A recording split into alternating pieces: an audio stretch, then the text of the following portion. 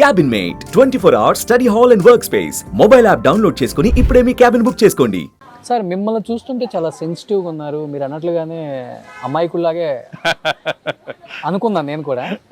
But మీ మీద తర్వాత సీత గారితో డైవర్స్ తీసుకున్న సతీష్ అనే ఒక వ్యక్తి సీత జీవితంలోకి వచ్చిన తర్వాత కేవలం సతీష్ అనే ఒక వ్యక్తి వల్ల ఆర్థికంగా ఇబ్బందులు పడ్డారు, ఉన్నదంతా దోచుకున్నారు, చాలా ఫైనాన్షియల్ స్ట్రగుల్స్లో ఉందామె.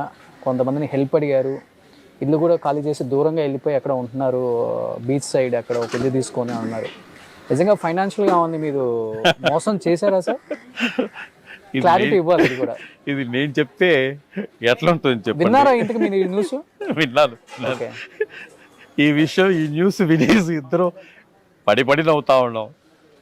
ఏంట్రా నన్ను దోచేసుకున్నావంట కదా, ఏంటిది వీళ్ళు ఇలా రాస్తున్నారు, నా ఆస్తులంతా తీసేసుకున్నావంట, నా ఇల్లంతా తీసేసుకున్నావంట, నన్ను ఎక్కడో తరిమేసావంట అంటే అదేనమ్మా నాకు అర్థం కాలేదు, ఏంటో తెలియదు, మొత్తానికి చాలా బాగా వీళ్ళు క్రియేట్ చేస్తూ ఉంటారు అనేసి నవ్వే వచ్చింది.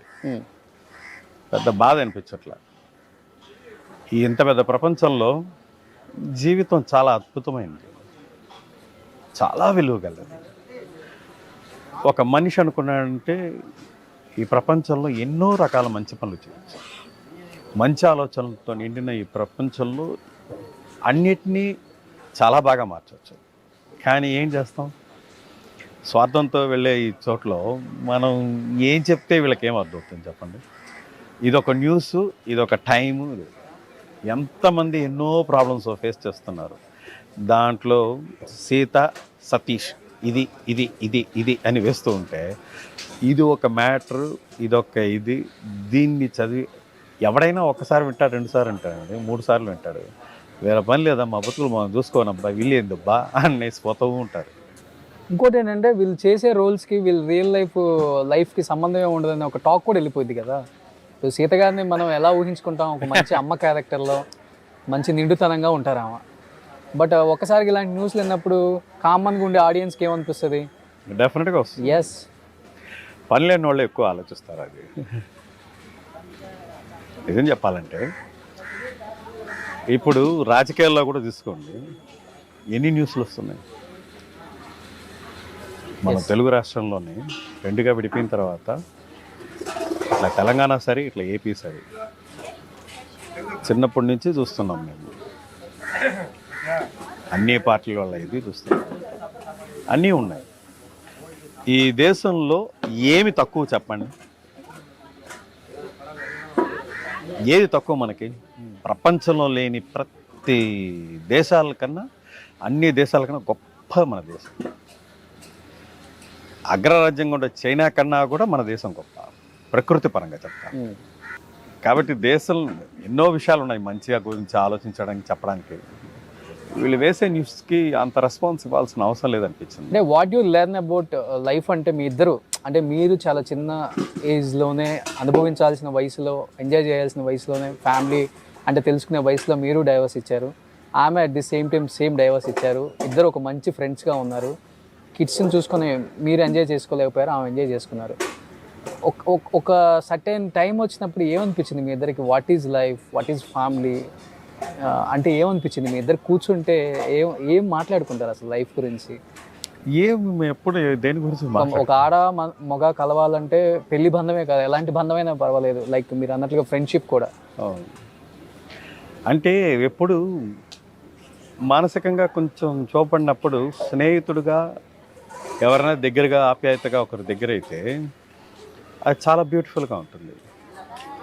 మగవాడికి ఆడది, ఆడదానికి మగవాడు అంటే అది ఇంకా బ్యూటిఫుల్గా ఉంటుంది. టైం స్పెండ్ ఉంటుంది, ఒక అట్రాక్షన్ ఉంటుంది, ఒక కన్సోలింగ్ దొరుకుతుంది అనమాట. అది మగవాడితో అయినా సరే, ఆడపిల్లలతో అయినా సరే. బట్ హానెస్ట్ అయిన ఒక ట్రూ ఫ్రెండ్షిప్ ఉండాలి. అది ఉండేటప్పుడు కొన్ని లెక్క చేయము, కొన్నిటిని పెద్దగా పట్టించుకోవాల్సిన అవసరం లేదు. మానసిక క్షోభ అనుభవించారా ఇద్దరు? నిజంగా నిజంగా చెప్పండి సార్. నా వరకు నేను అలాంటి స్థితిలో ఉండేటప్పుడు, తనకు అలా స్థితి ఉండేటప్పుడు ఇద్దరు కొంచెం ఫ్రెండ్లీగా కలిసాం. ఒక రిలీఫ్ అంతే కదా. ఆ బాధ అయితే ఉంటుంది ఎప్పుడు.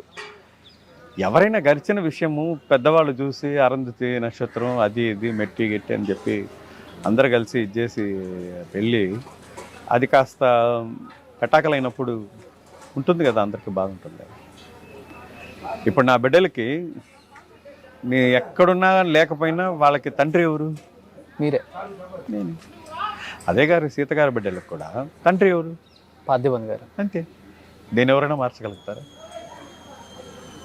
ఇన్ కేస్ వేరే ఇద్దరం కలిసి పెళ్ళిళ్ళు చేసుకున్నా, ఇంకో కొత్త లైఫ్ స్టార్ట్ చేస్తున్నా, దట్ ఇది మార్చను మాదిరిగా. ఏమంటారు? అంతే కదా. అంతే కదా మరి. దీంట్లో ఏముంది చెప్పండి. తెలుసా పార్థిబన్ గారు బాగా క్లోజ్ అండి మీకు కూడా?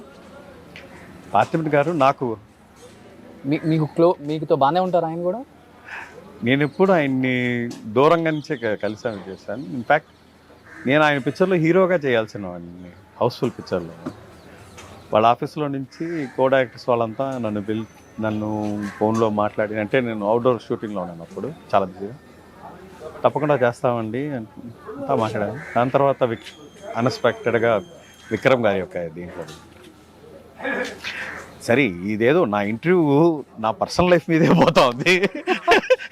సార్ మీ పర్సనల్ లైఫ్ తెలియాలి చాలా మంది. నా కెరీర్ గురించి ఏమీ లేదు. డెఫినెట్గా నేను ఎలా వచ్చాను, ఎలా ఉన్నాను, ఏంటి.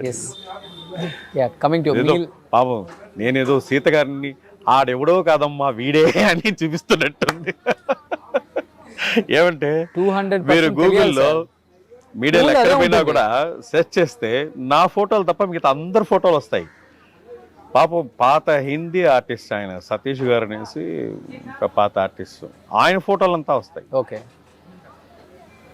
ఓకే ఇది కూడా బాగానే ఉంది అనుకునేవాడిని నేను. ఫోకస్ చేయలేదు అన్నమాట. మన ఫోటో మీరు ఎత్తికిన ఇప్పుడు మాఫ్ చేసుకొని వేసుకోవాల్సింది. ఇప్పుడు కూడా కొన్ని ఫోటోలు చూసారంటే నా టీవీ సీరియల్ సీతగారితోనే ఉన్నాయి మళ్ళీ. ఆ టీవీ సీరియల్లో వాటిలో ఆ ఫోటోని కట్ చేసి వాటి మాఫ్ చేసి పెట్టుంటారే కానీ డైరెక్ట్గా నా ఫోటోలు ఎక్కడా ఉండవు. అది కూడా ఆలోచిస్తాను, పర్వాలేదబ్బా ఈ మీడియా వాళ్ళకి ఏం పని లేకపోయినా పర్వాలేదు, అది పనిగా అందంగా కూర్చొని పనిచేస్తున్నారులే అనేసి. అది ఒక మా లైఫ్లో ఇది ఒక పార్ట్ అంతే.